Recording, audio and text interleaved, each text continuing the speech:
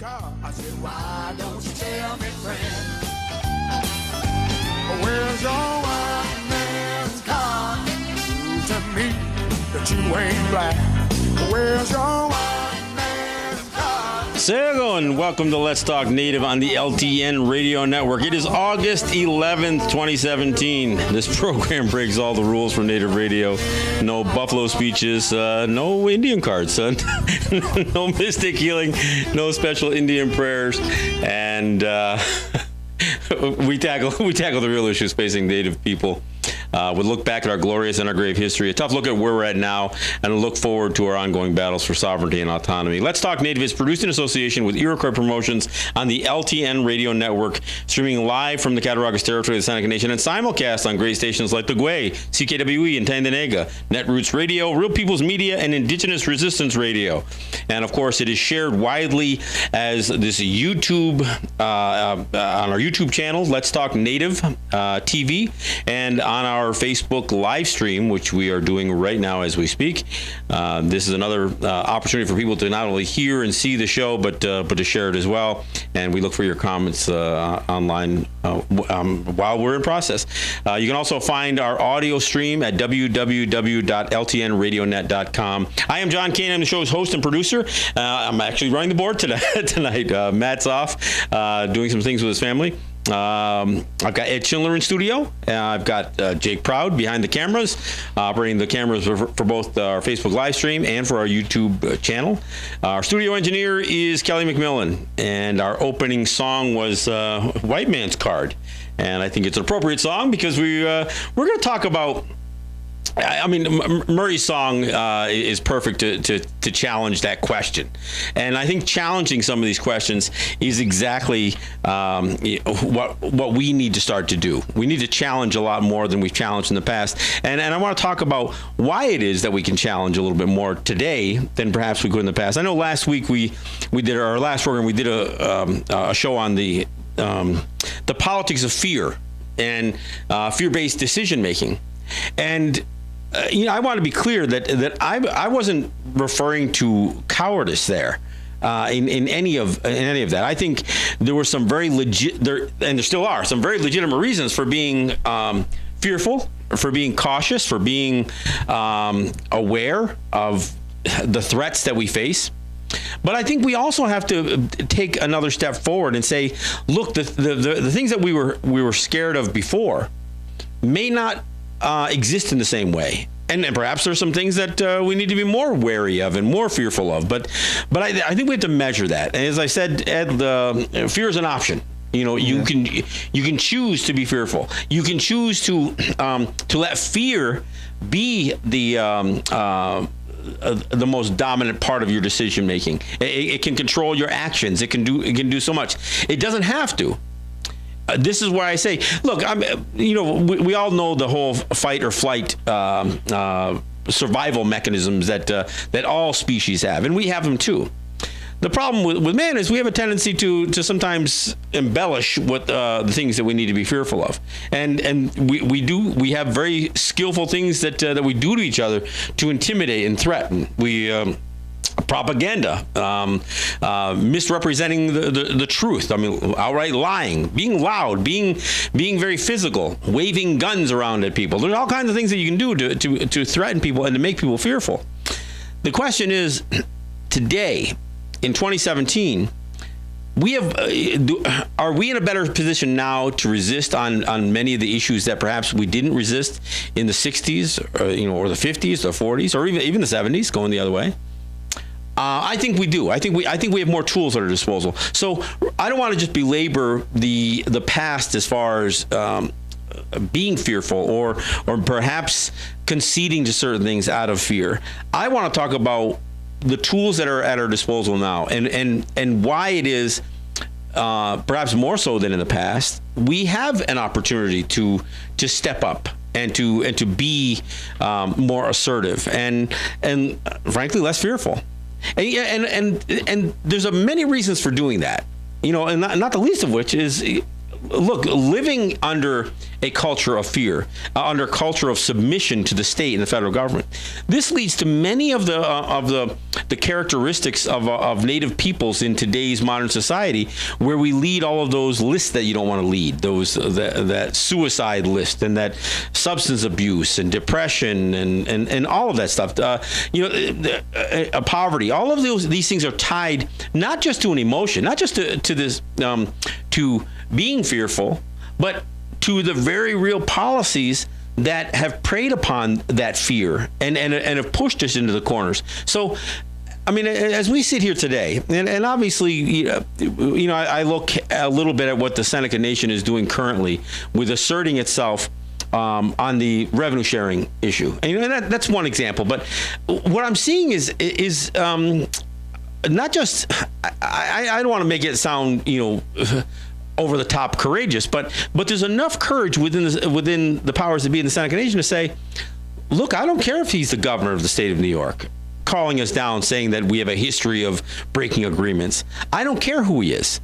I don't care that he's got the state police. I don't care that he has attorneys general. All that stuff.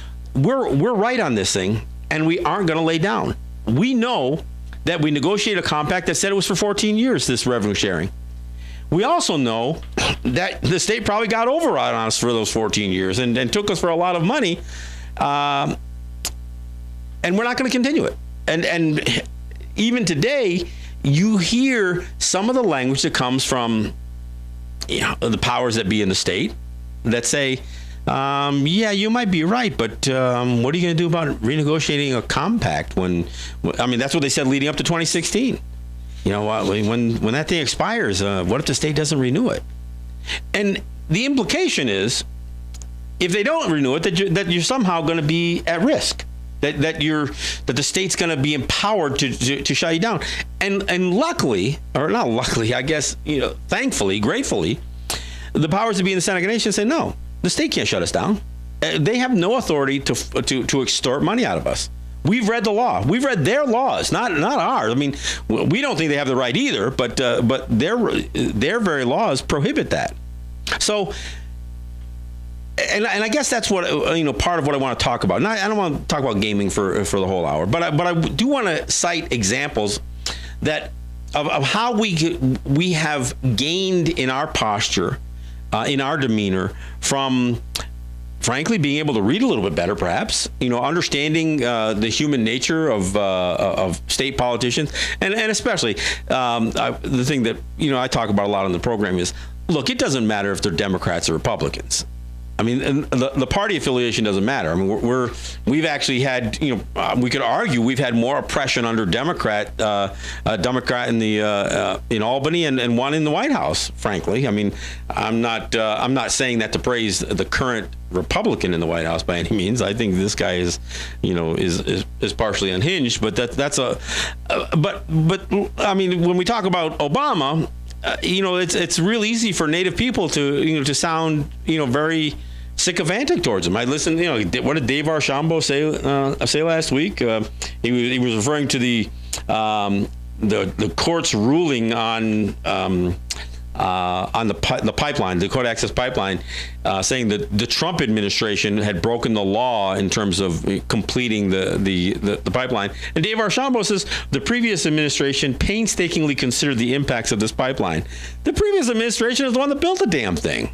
So, I mean, this is where we get sucked into this notion that somehow one party is more considerate or better for us, or their policies are less harmful. And you know what? They're not. I mean, Obama had all of those. He actually had an executive order that said all of the executive agencies and departments, when developing policy that would have any kind of tribal implication, that he ordered them to have consultation. Now, he ordered them to have consultation. He didn't say that they had to get free, prior, and informed consent out of Native people, but he said he ordered that there had to be consultation with Native people. And that was one of the arguments I made about the floor tax, because that was a policy decision, not a legislative intent issue.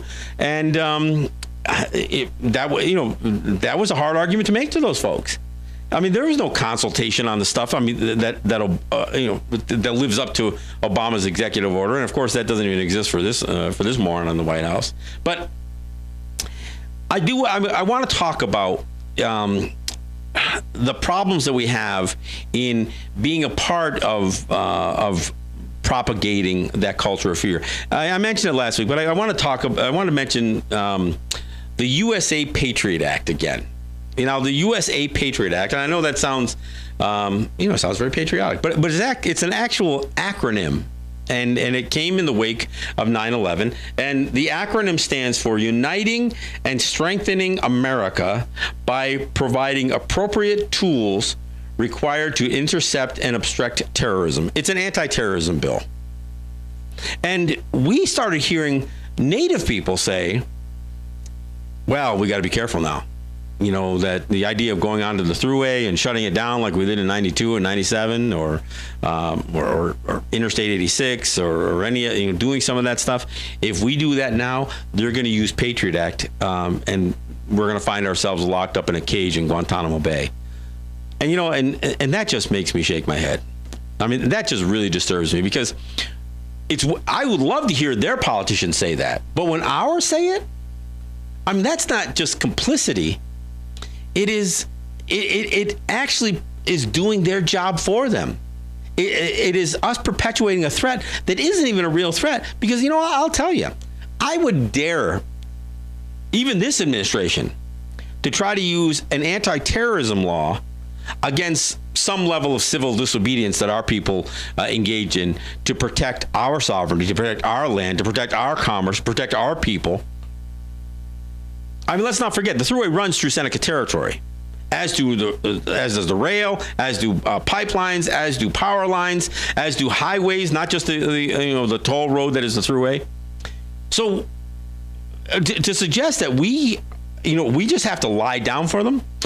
Look, I know in the past we have had to acknowledge that there was a very aggressive nature that the federal government and state government had, and I honestly believe that the Native people have been killed far more recently than just the last massacre, and we see it all the time. The Black Lives Matter cause movement is based on the abuse and the use of lethal force against black people, but Native people our people are dying at a higher rate per capita in most age demographics than any other group, including black people.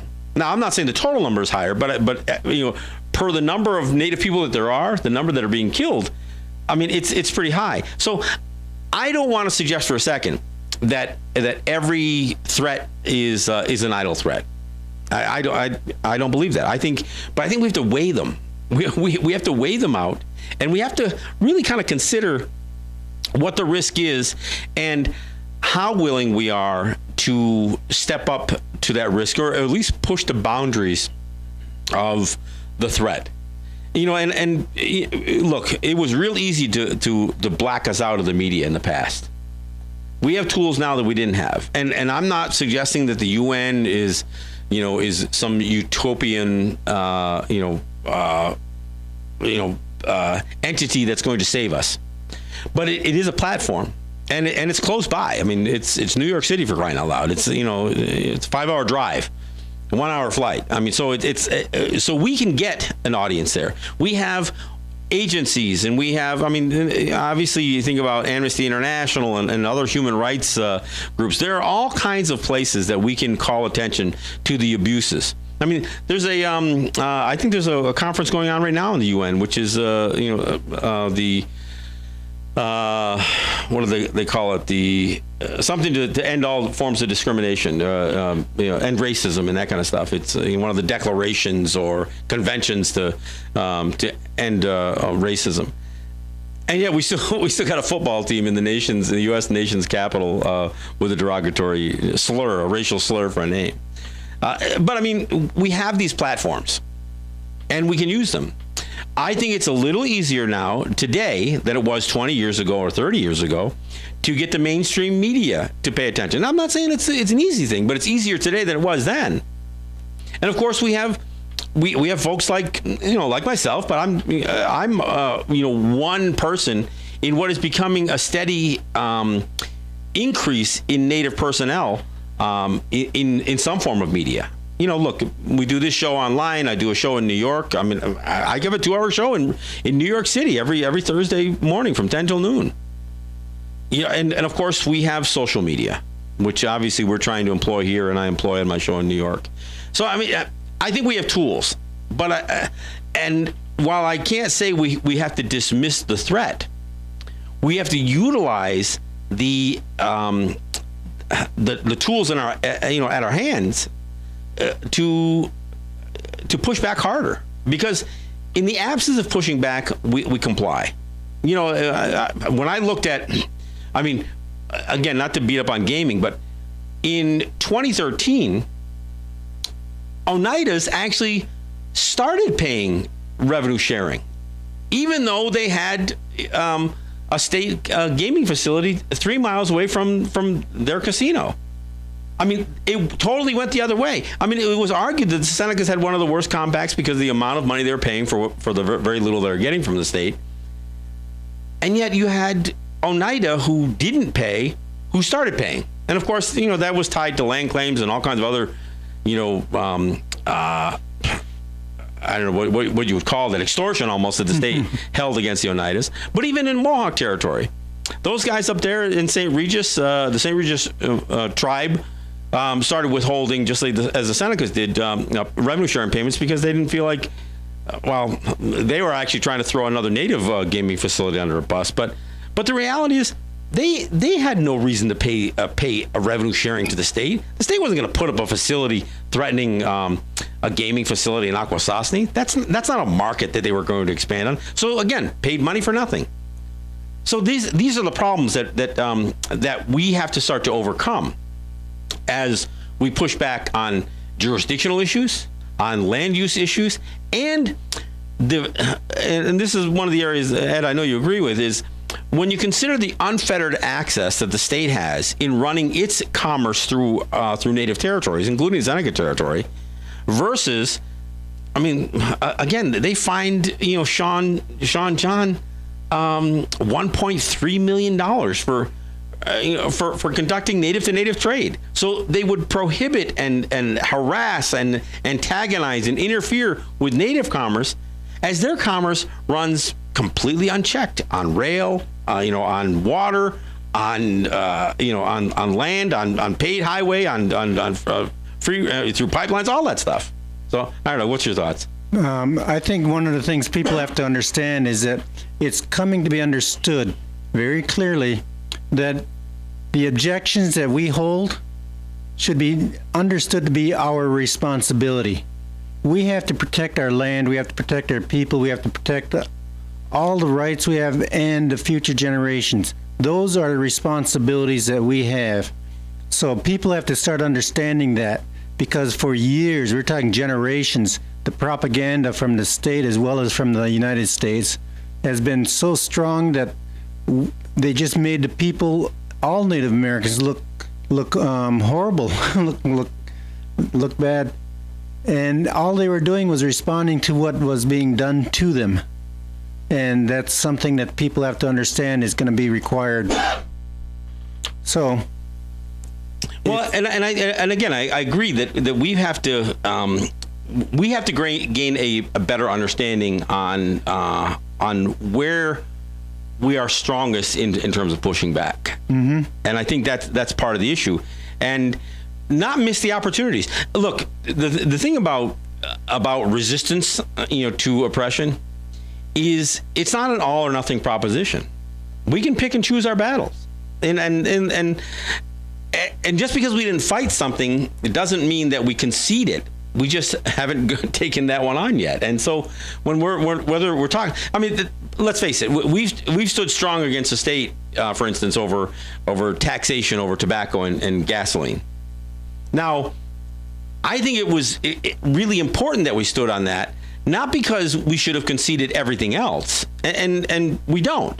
But a part of the reason these areas were easy to fight was because, one, they provided high margin for our business to operate and to take advantage of the regulatory advantage our territories represent in the face of a very highly taxed state like New York. But in those two situations, and there were people who said, no, tobacco is a tough battle because it doesn't have that political correctness to it. And I agree with you. And we could say the same thing about gaming. Well, gaming is a vice. But the reality is tobacco is sold in New York State. It's regulated by New York State. Gaming is done in throughout much of the United States. So we have a right to do it, even if you want to argue that tobacco isn't good and gaming isn't good. Look, I hear you. I'm with you on some of that. But just because it may not be the most culturally satisfying areas of commerce doesn't mean that we shouldn't have a right to do it. I think we have to make tough calls. I mean, alcohol is another one. I mean, in Seneca Nation, there's a slow movement towards more and more alcohol sales happening on the territory, and it's a bit disturbing. I mean, obviously, I understand the gaming end of it. The patrons are not necessarily native. Native people aren't prohibited from being patrons, but so I understand. Hey, smoking and gambling and drinking, it all goes together. It's part of the package, I guess. So I get it. They're still not crazy about it. But there are other areas that we should be able to push. I mean, obviously, I've got to cite what's happening up in Tandanega with the cannabis dispensaries. We can argue whether it's a good thing or not, but the question is, do they have a right to do it? Especially knowing that Canada is moving towards legalization. Do we have to wait to be the last crumbs on the table when if a movement is going a certain direction? If Canada is going to legalize it, why not? Why shouldn't Tandanega push the envelope? No, I mean, that's one of the arguments. Now, the flip side is, how do we posture ourselves to not encourage additional examples of substance abuse on our territory? These are the challenges.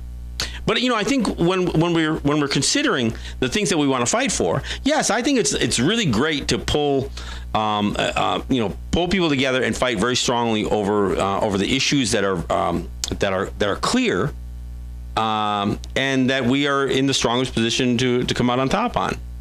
But I think sometimes that's I hear some people, I see posts on Facebook all the time that says, yeah, but we're this and we're letting this go and we're letting that go, and how can we take a sovereignty position on here when we get federal funds, or when we we're acting as a corporation or whatever. Look, I said it before, it's not an all or nothing proposition. We get to pick and choose our battles, and I think we should pick more and more of them. And I think our position on climate change, for instance, I think we should be leaders in that area, and I don't think that we should concede to a rogue president of the United States what can happen on our territories and how our territories can be utilized in the furtherance of their agendas, especially when you consider their commerce, like I said, runs through our territories. When you consider the dangers that their commerce can represent in terms of toxic chemicals, the radioactive wastes, bad practices with flammable materials, bomb trains, pipelines, all that stuff. No, I think we have a right. No, I take it back. We have an obligation to stand up to some of this stuff. But again, how do we position ourselves so we aren't viewed, that we don't find ourselves with a Canada Patriot Act being opened up on us? I think it's really important for the Seneca Nation people, Seneca people, to understand that what we've been talking about, the railroads, the highways, the gas lines, as well as the power lines, they go across our territory and they pay an easement, okay? But they are making billions of dollars. They are money-making businesses. They are not something that, is something just to stand up for because they're serving the public. No, and it's not courtesy. I mean, they may be. I mean, this isn't about us being courteous. No. You have to understand that, whether you're talking about, a rail easement or the thruway easement or pipelines and power lines, it's like Ed said, there's billions of dollars. I mean, when you think about, since the mid-'50s, that thruway has been collecting tolls. And granted, Seneca Nation may only represent 8 miles of it, but still, it would not be the toll road that it is without that 8-mile stretch that connects the rest of the state to to Western New York. I mean, I don't know.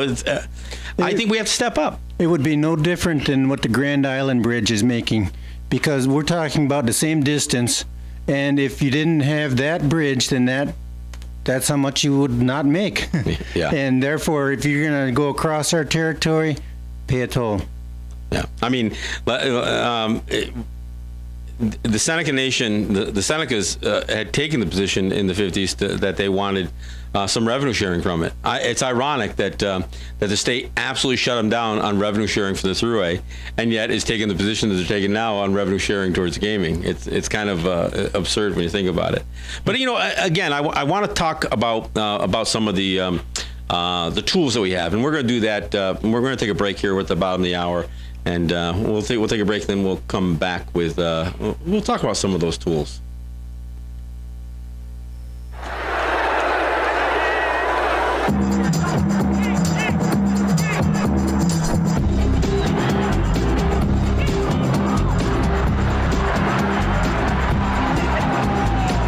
I never saw so many business suits. Never knew a dollar sign could look so cute. Never knew a junkie with a money Jones. They singing, who's selling Park Place? Who's buying Boardwalk? These old men, they make their dirty deals. Go in the back room and see what they can steal. Talk about your beautiful but spacious skies. It's about uranium. It's about the water rights. Got Mother Nature on a luncheon plate. They carve her up and call it real estate. Want all the resources and all of the land. They make a war over it, blow things up for it. The reservation out at Poverty Row. There's something cooking and the lights are low. Somebody's trying to save our Mother Earth. I'm gonna help them to save it and sing it and pay it, sing it. Oh, oh, guess you can't do that. Oh, no, no, no. Guess you can't do that. No, no, no, no. Guess you can't do that.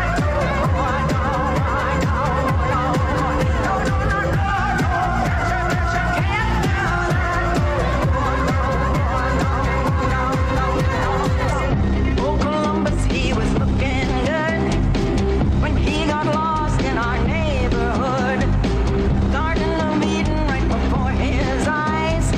Now it's all spyware, now it's all income tax. Old brother Midas looking hungry today. What he can't buy, he'll get some other way. Send in the troopers if the natives resist. Old story, boys, that's how you do it, boys. Look at these people on their roll. Gonna have it all, gonna have complete control. Want all the resources and all of the land. They'll break the law for it, blow things up for it. While all our champions are off in the war, their final rip-off here at home is on. Mr. Creed, I think your time has come. We're gonna sing it and pray it and live it and say it, sing it. No, no, guess you can't do that.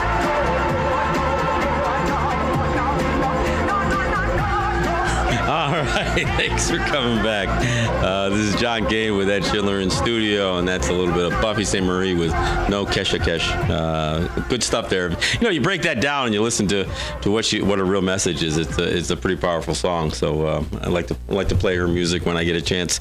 One of my favorites. Hey, look, I want to thank my sponsors, Ross and Holly John and the RJE family of businesses, Eric White and ERW Enterprises, Robert Delamonte and Tuscarora Woodworks, good friends like Ed Schindler here in studio, Cynthia Trice, Scott Snyder, Neville Spring, Sugar Montour, and many others who have helped this show continue to educate, entertain, and inform for the last 7 years. I thank you all for joining the fight and doing your part. I also want to thank Unity Stream and Apache Radio Net for providing our streaming.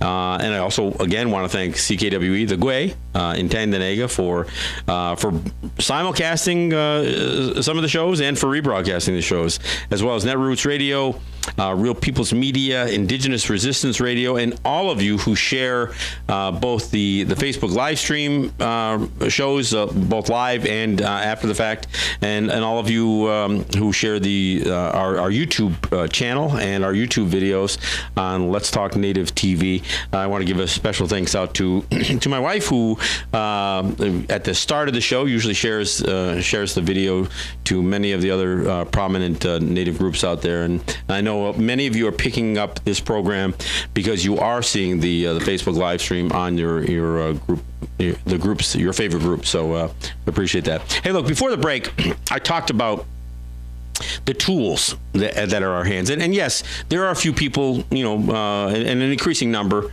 of people getting into into media.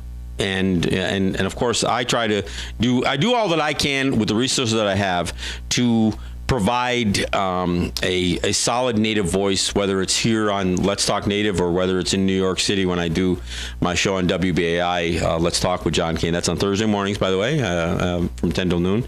I try to give a solid voice, and I offer that solid voice not just to advocate Native issues, but oftentimes to advocate a Native view on issues that may not necessarily be associated, or most people would not think that there is frankly, that a Native person would have an opinion on world events or on city events or on state events or on national events. But, I find that a lot of times these things are connected. And so I try to offer a Native perspective,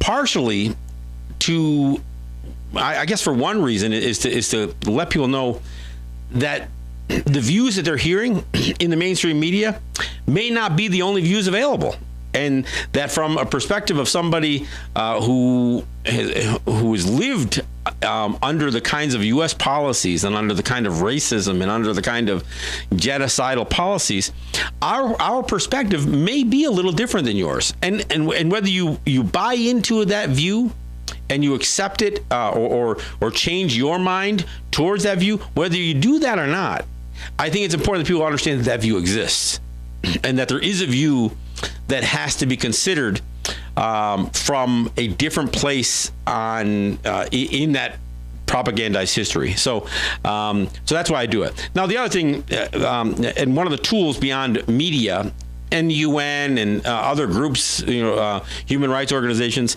is one of the tools is just plain and simply education.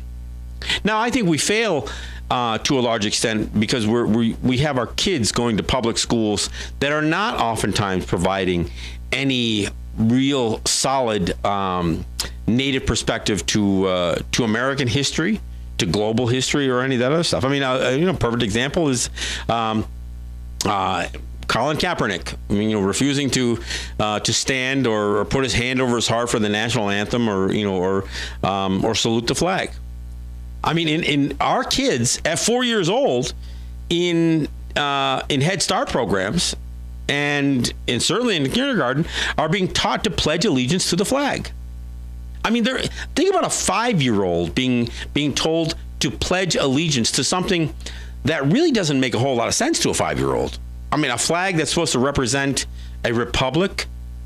I mean, who's even taught a 5-year-old what a republic is, for crying out loud?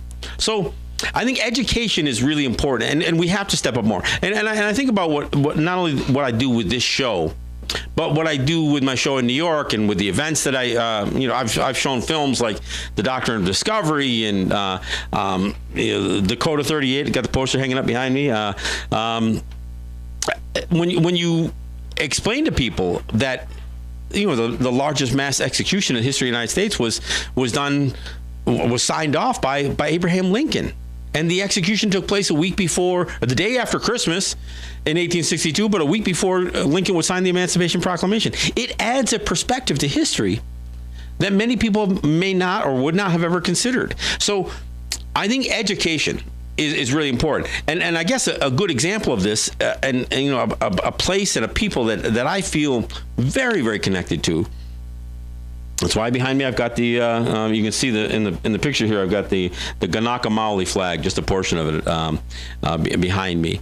When I consider what the Hawaiian people have done, the Kanaka Maoli, the native Hawaiians, their lands were illegally occupied while the United States was fighting Spain for places like Guam and the Philippines and Puerto Rico and even Cuba and engaging in stretching their legs in the imperial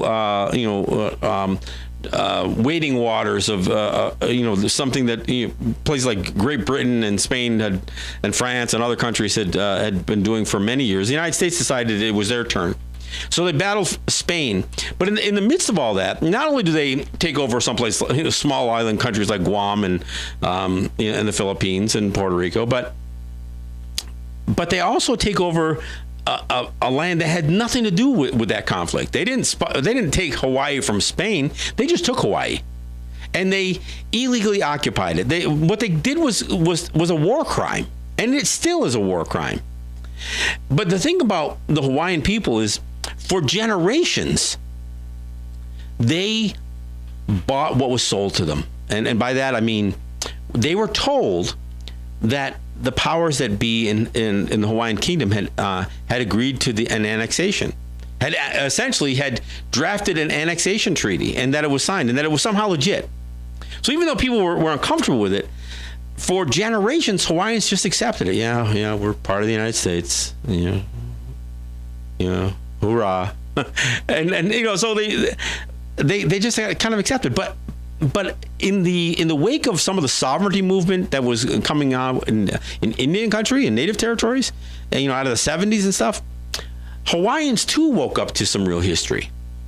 And you have to understand, what took place in Hawaii is only a little over 100 years old. I mean, it's 18. It's at the beginning of the 19th or the 20th century. It's at the turn of the century, 1898.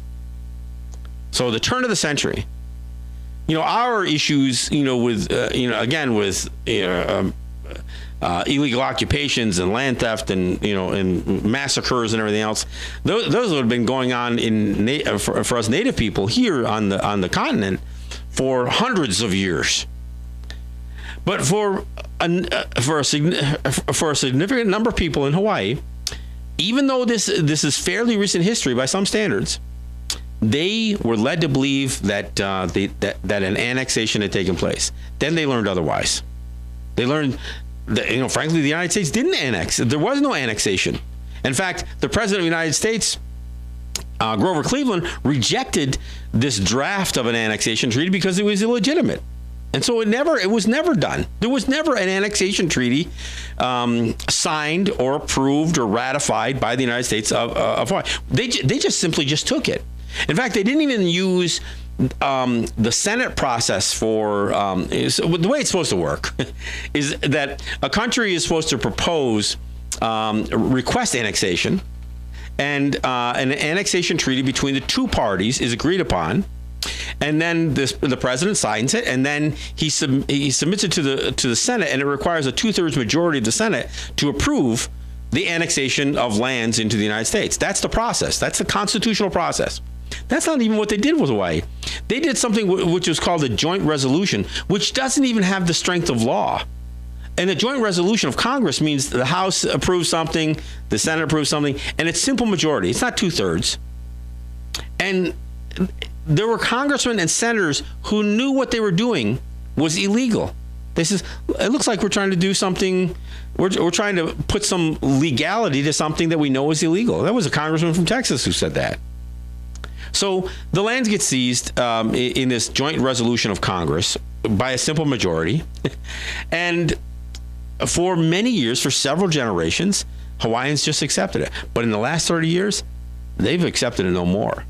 In fact, even though it's hard to suggest that all Native Hawaiians are in the same place fighting for sovereignty and the reassertion of the Kingdom of Hawaii, even those who are saying, no, we'll just be an Indian tribe, just make us, just give us some Fed rec here.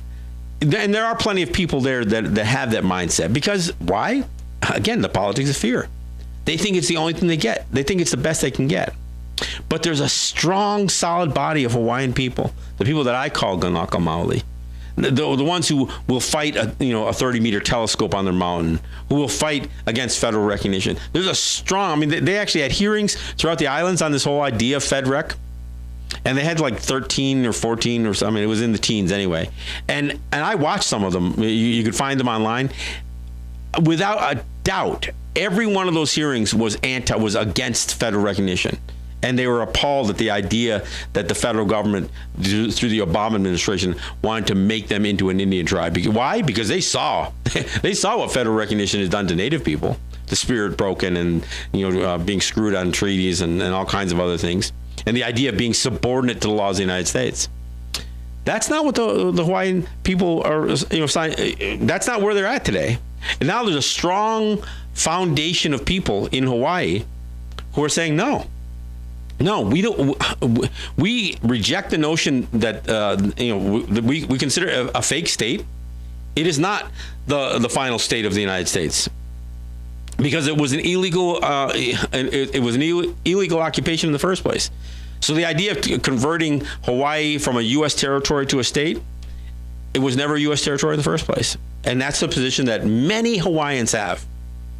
And even the ones who don't agree with that still will acknowledge that there was no legitimate annexation. So even the ones who are kind of going along, still, and maybe the children or the grandchildren of so many that kind of went along with it. And even, of course, the non-native Hawaiians, they know it too. I mean, you don't have to be a history professor to read this stuff. But see, this is the education. So after several generations of Hawaiians being, I don't want to say complicit, but being, subjugated, now you've got several generations, at least two, I would say, that are standing in direct opposition to what was accepted for over 100 years. That to me, that's exciting. And now what does resistance look like? Part of it is, nobody's going to take on the military might of the United States. That's not what we're suggesting. And you know what? The crazy guy in Korea, he's not going to do it either. So anybody who is getting too excited about that, you can forget that. But you can resist. And you have to stand up. And one of the ways to do it is to educate people. The more people who know the truth, the more people who know that George Washington actually employed the use of terrorism as a military tactic, as a strategy. I mean, he flat out said it in the Sullivan camp. In the orders to General John Sullivan, he said, inflict terror upon the Senecas. They must know the terror of their chastisement. That's what was in his orders. And when you realize that the smallpox thing really did happen, and that genocide really did happen, and that sterilization of women really did happen, the murder of children really did happen, the kidnap of children and forcing them into residential schools, kill the Indian, save the man, that was a real policy. The removal policies, the extermination policies. Yeah, L. Frank Baum, the writer of the Wonderful Wizard of Oz, he actually called for the extermination, the annihilation of Native people. I mean, so this beloved, author of what people think is a children's story, actually called for the extermination of a people. He said it's better that they die, better that they be annihilated, than live the mangy pack of whining cur that lick the hands that smite them. That's beautiful writing, isn't it? I think what you were explaining about what happened in Hawaii, people should be able to understand what happened in Western New York, Buffalo Creek, but then also the convergence from the chief to elected council, because it was not done legally. There was a vote done, and there were only about 30 people who voted. Within the culture of the Haudenosaunee, if you didn't vote, that was a no vote. But they didn't count those as no votes. They just counted the votes. Yeah, but there was also a bigger problem. Yeah, and the bigger problem. I mean, and the bigger problem was how much our system of governance that existed for thousands of years had been tampered with Yes. and had been undermined by state and federal authorities, and of course undermined by some of our own people. This is, again, it gets back to that culture of fear and Yes. the politics of fear. I think. The reason we were in a state that 30 people could vote and change the Constitution in the Seneca Nation was because the system that had served us so strongly and so well for hundreds or thousands of years had been undermined by genocide. I mean, let's not sugarcoat it. It wasn't just undermined by influence. It wasn't like, oh yeah, let's teach you a better way. We're going to show you our Bible. We're going to teach you male dominant culture. No, it was more than that. We're talking about a people who were having heinous acts committed against them, and I can't underscore that enough. And so, I mean, I hear what you're saying. The whole idea of changing the system of government. The problem was the system of government didn't change in 1848. The system of government was being decimated by federal interference, more federal than state, I would add, but by federal interference. And this is what puts people to a place and weakens the people. Yeah, but again, there's more information to understand. It started in 1828. Yep. Okay. The BIA was part of the War Department. They had people going around buying the land of Buffalo Creek, for example, and just buying Haudenosaunee land with the Holland Land Company and the Ogden Land Companies. But what they had were witnesses, non-Indians who were witnesses. They would sign that they witnessed the signature because it was only an X on the property. But they had like 10 different signatures, so that 10 different people they represented, so that when they signed it depended on what name they put down there. And that's how they got all the witnesses. They basically had people with 10 different names that they'd use. And then there was what we today consider extortion, where they threatened to kill them. They threatened to kill the family. They got them drunk and just said that they signed it. They threatened the youth, the children. In fact, they did eventually take the children. Those are things I'm saying it needs to be put into the history for people to understand as to how this all occurred, because it's something which people are not aware of, what the United States actually stands for. Well, and I think you hear people say all the time, yeah, but most of that land was purchased. Well, yeah, on one side of the ledger it's called a purchase, but if you look at anybody with any real sense of fairness and equity would know that most of these things were fraud and that they were essentially land thefts. And if you look back, I mean, much of our lands were leased before anything was ever sold. There were leases that went to non-native people. And some of those leases were absurd, like not just a 99-year lease. I mean, I don't even think a 99-year lease is legal in the United States. It's not even legal. But there were some that were trying to pitch 999-year leases. I mean, think about a lease that's almost 1,000 years old. I mean, it's absurd. And of course, once they entered into a lease and gained some right of occupancy based on that lease, they could stop paying, and the U.S. courts, federal courts, says, well, you have no standing in our courts. So our people got screwed. I mean, and I think this is what people don't understand. And that's why the education is important. But I guess my point that I want to make is, and I know we can go back through all of this terrible history, but the point that I want to make, especially with this show and time's running out, is that we're in a better place today. And I'm not saying because the United States is so great now. I'm not saying that. But we are in a better place in terms of what we understand about our own education of history, but our own understanding of not just how U.S. law was used. I mean, the idea that the doctrine of Christian discovery lays at the foundation of federal Indian law. I mean, we can say that today. We weren't talking about this 20 years ago, but we can say it now and say this absurd religious church dogma was used illegally, and it's based on racism. I mean, it's actually rejected in the UN Declaration on the Rights of Indigenous Peoples. So, I mean, my position, and the thing that I wanted to talk and end, the note that I want to end the show with, is that we are in a better place to fight.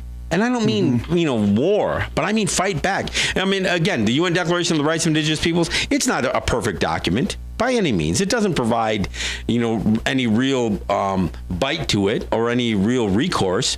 But the fact that it's acknowledged by the world over, the Declaration of the Rights or human rights, again, this Convention on racial discrimination and racism. These are the kinds of things that we have those tools available to us. We didn't even have a chance to see those documents before. I mean, we've talked about some of the documents between the state and the Seneca Nation and other nations. We have the ability, and of course, the internet helps. We have a lot of information that's at our fingertips. And now the problem is, we can sit around and watch kitten videos all day, or we can educate ourselves, and we can make sure that the generation coming up behind us is more well equipped than we were. Because I think, Ed, for all of the stuff that people want to say about about fighting for sovereignty and or the wisdom of the elders and that kind of stuff, and those people who came before us, I'm not debating that. But I will say that the generation that you and I represent, and the young ones younger than us, we have done more to advance the notion of sovereignty. And same with these folks in Hawaii. We're all the same. We're all the same age group.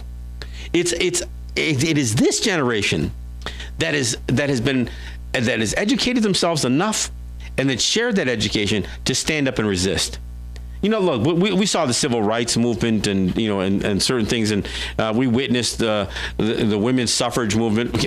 Incidentally, the women's suffrage movement oftentimes was throwing people of color under a bus as women were trying to assert their rights. Now, I'm not condemning the idea of women's suffrage, but we watched all that. Oftentimes, we're not.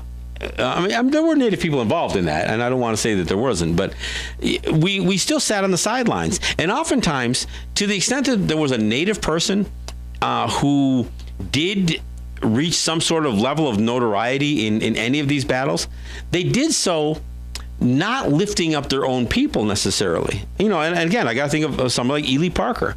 Ely Parker is praised as a Union Army advisor to Ulysses S. Grant. Wrote the surrender agreement for Appomattox. I mean, but he advanced himself. But at the end of the day, I'm not sure that he didn't represent the Seneca Nation in the Civil War. So I mean, there is, and again, I think about guys like Charles Curtis becomes the vice president of the United States. He didn't advance Native issues. So, but we're in a better place now to lift our people up as en masse and to stand on, in our territories for territorial integrity.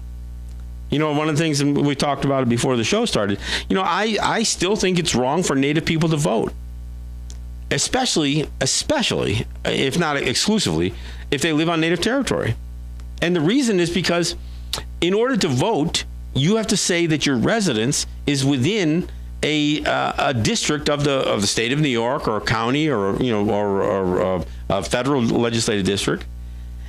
But this is a conversation that's now starting to gain some traction. But until we put it out there, until we expose it for what it really is, oftentimes we find ourselves being complicit in areas to such an extent. And like I said earlier, I mean, we get to pick and choose where we're going to fight these battles. But I think by being complicit in some areas, we undermine our ability to fight in the other. I mean, we can't claim to be autonomous and distinct and sovereign if at the same time we're going to say that our territories are in one of New York State's legislative districts. I mean, I saw a letter from signed by Barry Snyder a few years ago where he said, look, there's no county lines. The counties don't include our territories. There's no county line through Cattaraugus or Allegheny. But I saw the letter, but I don't know how many people are enforcing that. I mean, that was part of when you and Matt went into court, saying, how can you say that? Because one of the implications from the district attorney or the assistant district attorney was that the town lines were determined by congressional districts. He said, "There's no congressional district on our territories." So these are the part of the arguments that we need to make. But I'm encouraged. I mean, I really am. I'm encouraged by the gaining of knowledge and the gaining the education that we see ourselves gaining all the time, and those of us who gain it sharing it. So whether we're doing it through social media or the mainstream media, I mean, a non-native guy, David Grant, writes the Killers of the Flower Moon, the Osage murders. I think it's important to understand that the gaining of knowledge is good, but to go further is to gain that confidence. The confidence that you have in order to carry out that knowledge that you're learning. Yeah, Okay? that's you hit it right on the head. I mean, because learning the stuff is only part of it, and it's not enough to say, okay, you got to learn it to apply it, because in between those two things is you have to gain the confidence, and I'm glad you brought that up, because what we have to learn is that we have a right. Yes. And then we have to understand not only do we have a right, but that we have an obligation and an opportunity. And I think that's where you have to fold all of that information in together and say, okay, what is the best way to strategize resistance going forward? And I'm in my late 50s now, and I am as optimistic now as I ever was. I mean, when I was younger, it seemed like we were going to accomplish a lot more in a shorter period of time. But as I get older, I'm encouraged, and I'm not discouraged by the youth. So, and anybody who suggests that somehow we don't have reliable youth coming up behind us, it's on us to empower them. They understand this social media stuff far better than we do. I mean, that's why, frankly, that's why I'm so encouraged to have guys like Jake Proud here working with us. I mean, we need more people, young people, involved in their areas of expertise when it comes to electronics and electronic devices and computer applications and all of that stuff, because these are the fronts that we're going to fight some of these battles on. So look, I wanted to mention this, revisit this issue after our last show, because I didn't want anybody to think that I was dismissing the threats that frankly cause the fear. I think that they are real, but I also think that we have to learn how much of that fear we can legitimately overcome, and how we can persevere. So I want to thank you for listening. I want to thank you for your comments. I know I was seeing some of them. Unfortunately, I'm trying to run the board and read Facebook stuff at the same time, so I probably not as responsive as would have liked to have been. But I thank you for that. I'll go through them after in the replay, and again, by all means, share the show. Again, Let's Talk Native is one of the Facebook group pages. Let's Talk with John Kane is one of the Facebook group page associated with my show in New York. And I want to remind people to subscribe, or at very least check it out. Check out our YouTube channel, which is Let's Talk Native TV, and there you'll see some of the fine work done by Jake Proud in producing the shows. And again, I know I promised it, but I assure you we are going to do some more videos. We actually have a bit of a set assembled next door here, then we're going to put that to use here soon, and look forward to doing providing more content, perhaps some bite-sized versions of some commentary. But that's what we plan to do. So again, I want to thank you. I want to thank everybody for listening and for being a part of the program. Yeah.